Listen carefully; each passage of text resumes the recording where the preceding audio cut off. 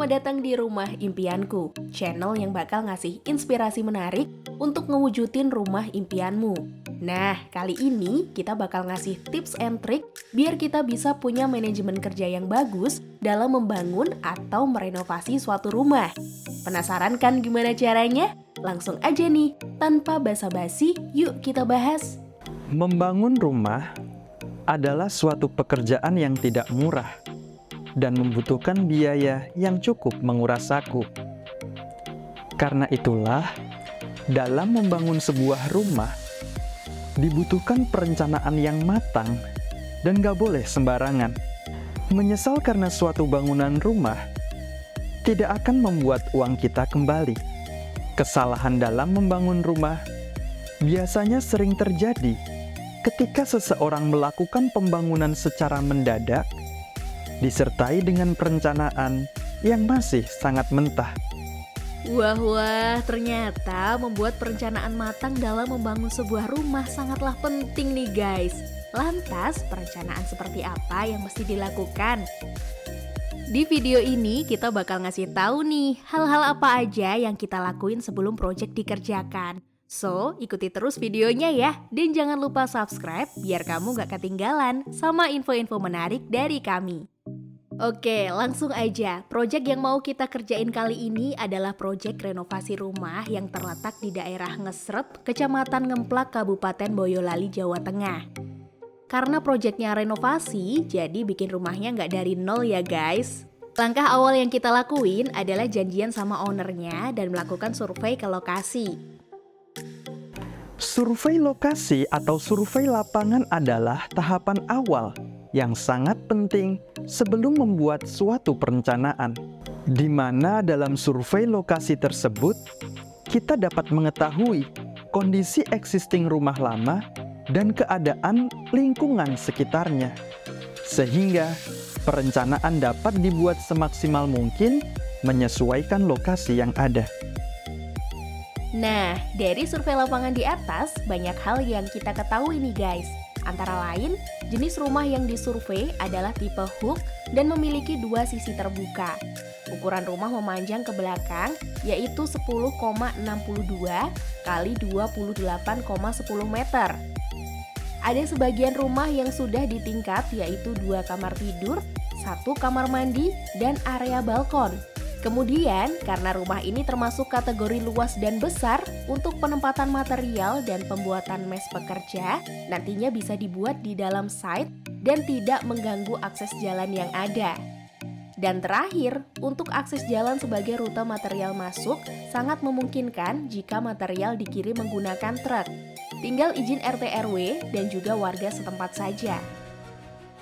Output dari tahapan survei lokasi ini adalah gambar denah existing. Ya, di tahap ini kami juga melakukan pengukuran-pengukuran mendetail untuk bisa membuat denah rumah lama. Dalam melakukan pengukuran, saya dibantu satu orang dari tim arsitek, dibantu istri, dan juga dibantu anak saya, Rayanza. Berikut kami tampilkan denah rumah existing yang telah dibuat dari hasil pengukuran kami.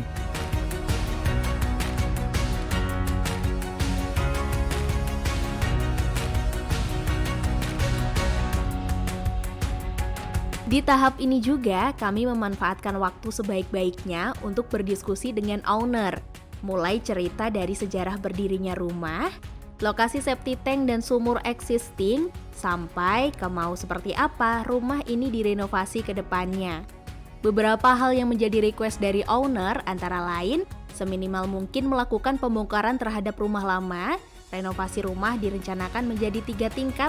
Di lantai 1 terdapat ruang tamu, ruang keluarga, kamar tamu, kamar ART, ruang makan, dapur, area laundry, dan juga taman terbuka. Untuk lantai 2 terdapat 4 kamar tidur termasuk kamar utama dengan kamar mandi di dalamnya, musola dengan tempat wudhu, dan juga ruang keluarga. Dan di lantai 3 terdapat balkon yang bisa digunakan sebagai area barbeque dan juga tempat santai keluarga. Request-request dari owner inilah yang menjadi acuan kami dalam mengerjakan langkah selanjutnya, yaitu membuat layout denah baru. Sehingga terciptalah rumah dengan ruang-ruang fungsional yang ideal. Layout adalah sebuah bentuk penataan ruang dalam sebuah denah yang telah disusun, dirancang, dan ditata secara artistik, sehingga akan menarik untuk dilihat dan digunakan. Layout sendiri memiliki fungsi utama menyajikan berbagai data seperti gambar dan ukuran, sehingga mempermudah owner yang melihatnya dapat memahami dan memperoleh berbagai informasi. Berikut adalah tampilan layout dari denah baru yang sudah kami buat.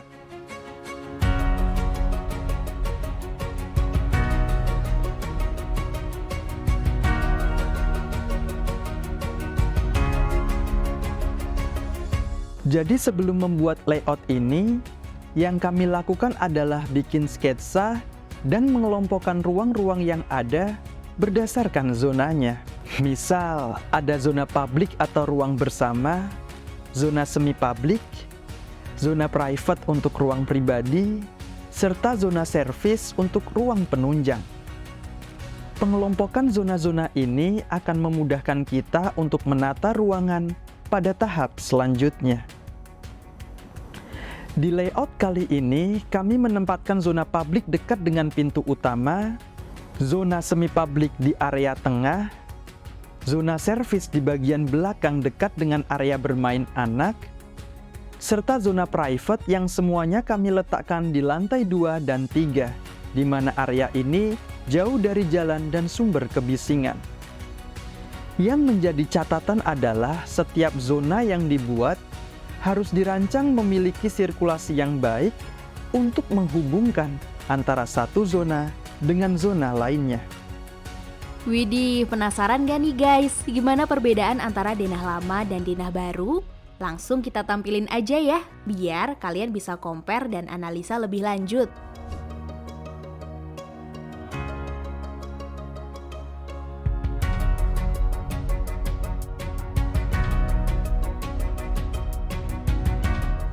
Oke, dari layout, lanjut langkah ketiga yaitu membuat gambar 3D dan tampilan fasad rumah. Gambar 3D adalah suatu gambar yang dibuat untuk menampilkan visualisasi desain secara nyata. Dengan adanya gambar 3D, kita dapat dengan mudah membayangkan hasil jadi suatu rumah sebelum dilakukan pembangunan. Karena pada tahap ini semua ruangan yang dirancang akan divisualisasikan ke dalam bentuk ruangan sebenarnya. Setelah gambar 3D terbuat, dilanjutkan dengan mendesain fasad. Fasad adalah bagian depan rumah yang terlihat dari luar. Fasad menjadi bagian penting dari rumah karena bakal ngasih kesan pertama bagi siapa saja yang melihatnya. Fasad harus memiliki nilai estetika tersendiri. Fasad rumah yang indah dan terawat akan memberikan kesan yang baik bagi para pemiliknya. Dalam mendesain fasad rumah, ada beberapa hal yang harus diperhatikan. Pertama adalah fungsi, kemudian komponen utama fasad, jenis material yang digunakan, dan terakhir, desain dari fasad itu sendiri. Untuk desain fasad, ada banyak sekali desain yang bisa dipilih, tergantung selera dan kebutuhan setiap orang. Beberapa contoh desain fasad antara lain fasad klasik, fasad modern, fasad vernakular, fasad minimalis, dan fasad kontemporer. Untuk proyek kali ini, kami menerapkan desain fasad kontemporer, di mana desain ini adalah gabungan dari berbagai desain yang ada, seperti desain klasik, minimalis, dan modern. Fasad kontemporer umumnya memiliki bentuk yang unik dan tidak terlalu terikat dengan aturan-aturan tertentu, sehingga membuatnya terkesan lebih bebas dan kreatif.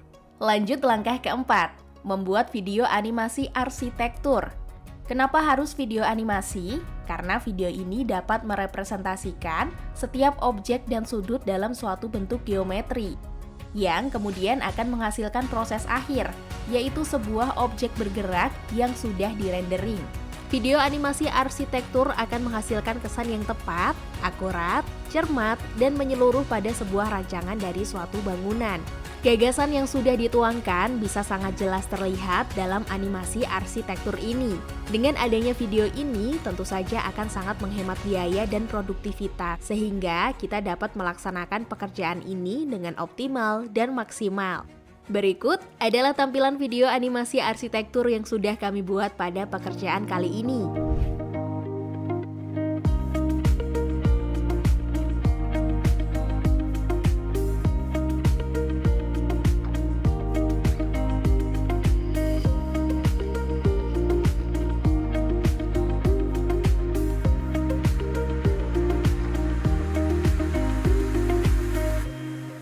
Dari video animasi, langkah selanjutnya adalah membuat gambar kerja. Gambar kerja adalah acuan yang disusun secara rinci untuk mewujudkan suatu ide, menuju realisasi dalam bentuk fisik dan harus bisa dipahami oleh pihak-pihak terkait, seperti owner proyek, kontraktor, dan juga tenaga kerja yang mengerjakan di lapangan. Pada prakteknya, sebelum proses konstruksi berlangsung, kontraktor akan menerima gambar kerjanya lebih dulu. Gambar inilah yang akan jadi acuan kontraktor dalam mengerjakan proyek di lapangan. Gambar kerja adalah gambar yang sangat penting, baik untuk kontraktor maupun owner.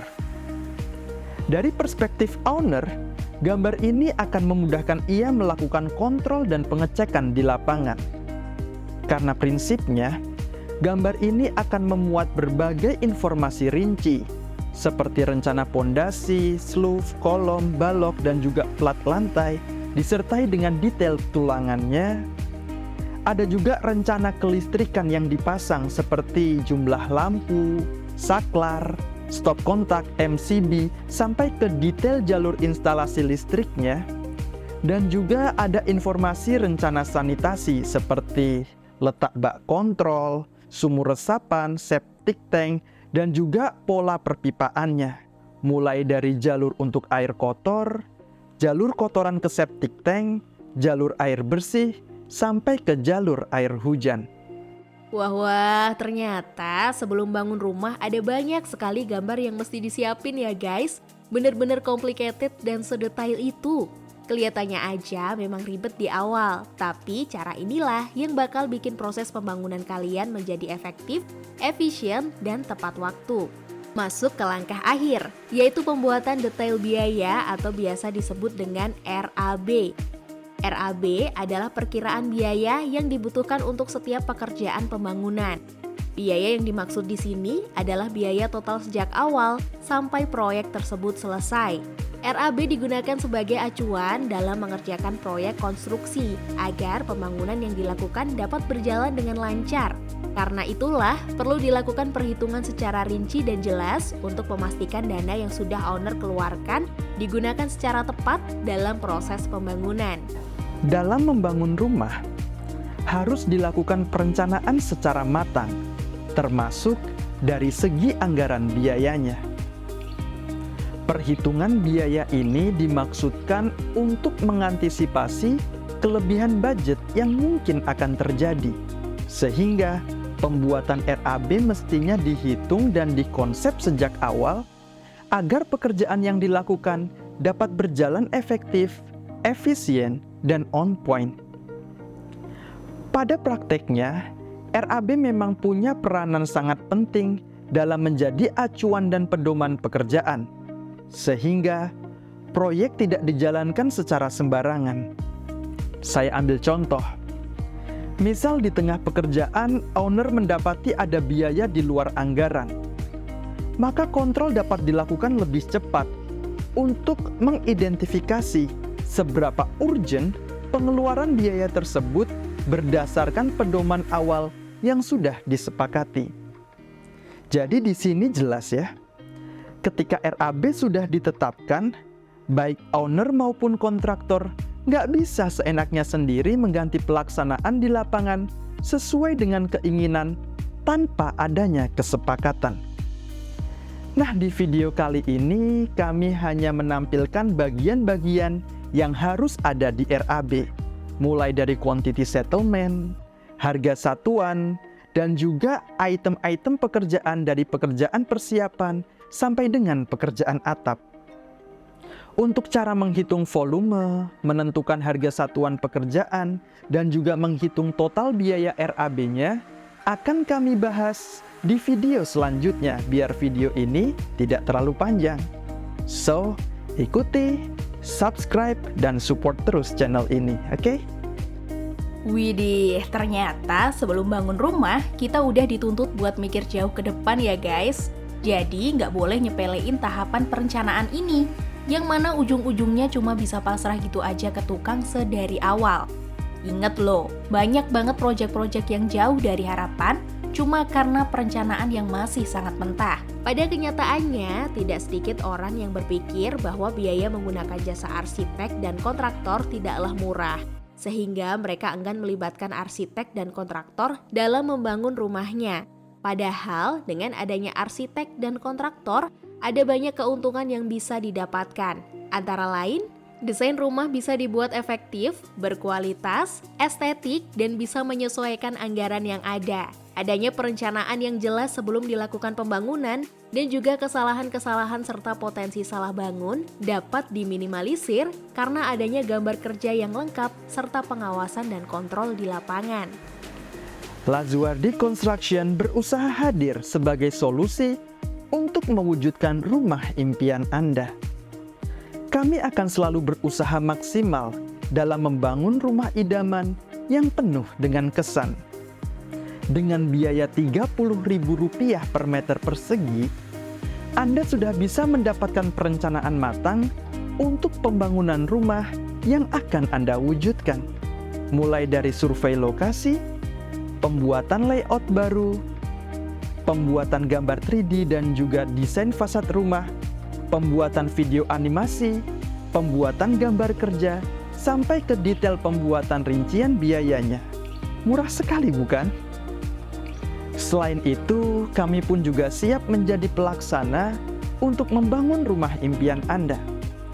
Besar harapan kami, semoga Lazuardi Construction dapat menjadi mitra andalan dan kepercayaan Anda ke depannya. Nah, itu tadi step-step yang mesti disiapin dalam suatu perencanaan sebelum kita akhirnya ngewujudin rumah impian kita masing-masing. Silahkan like, komen, dan subscribe jika video ini menginspirasi. Dan jika ada teman-teman yang mau dibangunkan rumah impiannya, silahkan hubungi nomor telepon di bawah ini melalui chat WA ya. Namun mohon maaf, kami hanya bisa melayani pembangunan di daerah istimewa Yogyakarta dan Jawa Tengah saja, karena keterbatasan SDM dan supaya kami bisa maksimal dalam melakukan pengawasan di lapangan. Sampai jumpa di video-video kami selanjutnya. See you!